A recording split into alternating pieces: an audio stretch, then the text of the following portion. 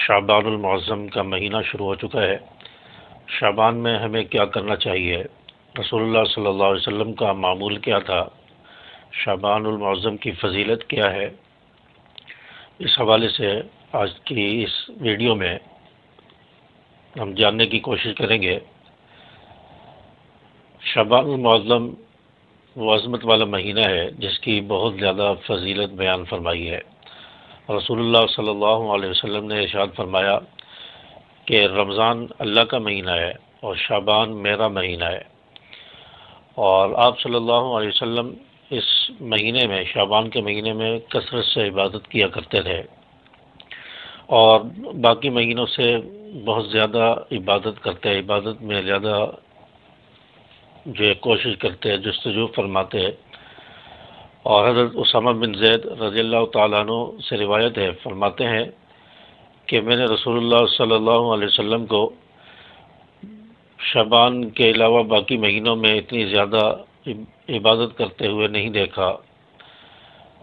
حضرت اسامہ بن زید رضی اللہ تعالیٰ فرماتے ہیں کہ میں نے رسول اللہ صلی اللہ علیہ وسلم سے پوچھا، یا رسول اللہ، آپ شعبان کے مہینے میں اتنی زیادہ عبادت کیوں کرتے ہیں؟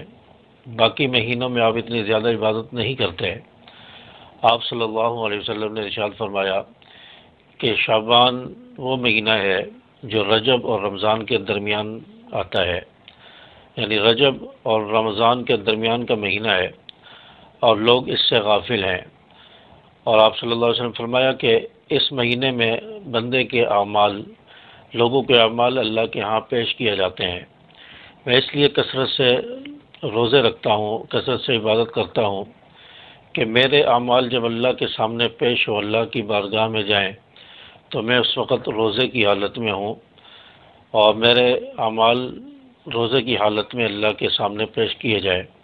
میں اس وجہ سے کثرت سے روزے رکھتا ہوں، کثرت سے عبادت کرتا ہوں۔ اسی طرح ایک اور روایت میں آتا ہے کہ حضرت عائشہ صدیقہ رضی اللہ تعالیٰ عنہ فرماتی ہیں کہ جب شعبان کا مہینہ آتا تھا تو رسول اللہ صلی اللہ علیہ وسلم اپنی کمر کو کس لیا کرتے تھے، یعنی عبادت کے لیے اپنے آپ کو تیار کر لیتے تھے۔ تو آپ صلی اللہ علیہ وسلم شعبان کے مہینے سے ہی رمضان المبارک کی تیاری شروع فرماتے، اور روایات میں آتا ہے کہ آپ صلی اللہ علیہ وسلم پورا شعبان کا مہینہ روزے رکھتے تھے اور عبادت میں کثرت کرتے تھے، نوافل زیادہ کر لیتے تھے، اور پھر رمضان المبارک میں بھی آپ صلی اللہ علیہ وسلم کا یہی معمول رہتا تھا۔ آپ صلی اللہ علیہ وسلم کثرت سے عبادت کرتے تھے، کثرت سے نوافل پڑھتے تھے۔ تو آپ صلی اللہ علیہ وسلم رمضان المبارک کی تیاری شعبان کے مہینے سے ہی فرماتے تھے۔ تو اس لیے ان دونوں احادیث سے یہ بات پتہ چلتی ہے کہ ہمیں رمضان المبارک کی تیاری پہلے سے ہی کر لینی چاہیے، شعبان کے مہینے سے ہی ہمیں رمضان المبارک کی تیاری شروع کرنی چاہیے۔ شعبان کا مہینہ جو چاند نظر آتا ہے، یہ رمضان المبارک کی خوشخبری اور پیغام لے کر آتا ہے کہ اب رمضان آنے والا ہے، اس کی تیاری شروع کر دو۔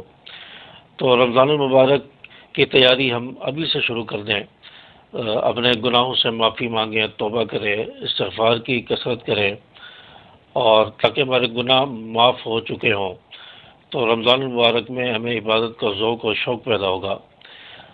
اور اسی طرح کسی کے قضا روزے ہیں تو اپنے قضا روزوں کو رکھنا شروع کر دے۔ خواتین کے بعض مرتبہ روزے رہ جاتے ہیں تو وہ شعبان کے مہینے میں اپنے روزوں کی قضا کر لیں، تو ایک تو سنت پر بھی عمل ہو جائے گا۔ آپ صلی اللہ علیہ وسلم چونکہ کثرت سے شعبان میں روزے رکھتے تھے، تو اس بات پر بھی عمل ہو جائے گا، اور روزوں کی قضا بھی جو ہے وہ بھی ہو جائے گی۔ تو قضا روزے اگر کسی کے ہیں، خواتین کے یا مرد حضرات کے، وہ قضا روزے اس مہینے میں رکھنا شروع کریں، اور تلاوت کی کثرت کریں، قرآن پاک کی تلاوت کا زیادہ سے زیادہ اہتمام کرنے کی کوشش کریں۔ حفاظ کرام جو ہیں، حافظ ہیں، وہ ابھی سے ہی اپنی منزل کی تیاری شروع کر دیں تاکہ تراویح پڑھانے میں مشکل نہ ہو۔ تو عبادت میں، نوافل میں تھوڑا اضافہ کر دیا جائے تاکہ کچھ رمضان کی تیاری کا جو ہے عمل شروع ہو جائے۔ تو نوافل میں بھی کچھ زیادتی کر دی جائے، کچھ زیادہ پڑھنا شروع کر دیں، جیسے کوئی اذکار کی جو ہے وہ کثرت کر لیں. تو انشاءاللہ جب یہ معمولات ہم شعبان کے مہینے سے شروع کریں گے تو انشاءاللہ جب رمضان کا مہینہ آئے گا تو ہمیں کوئی مشکل نہیں ہوگی، کوئی پریشانی نہیں ہوگی. پہلے سے ہم عبادت کے عادی ہو چکے ہوں گے اور عبادت کا ذوق اور شوق ہمارے اندر پیدا ہو چکا ہوگا. تو اس لیے رمضان المبارک کی تیاری ابھی سے ہی شروع کر دیں، گناہوں سے معافی مانگیں، توبہ کریں.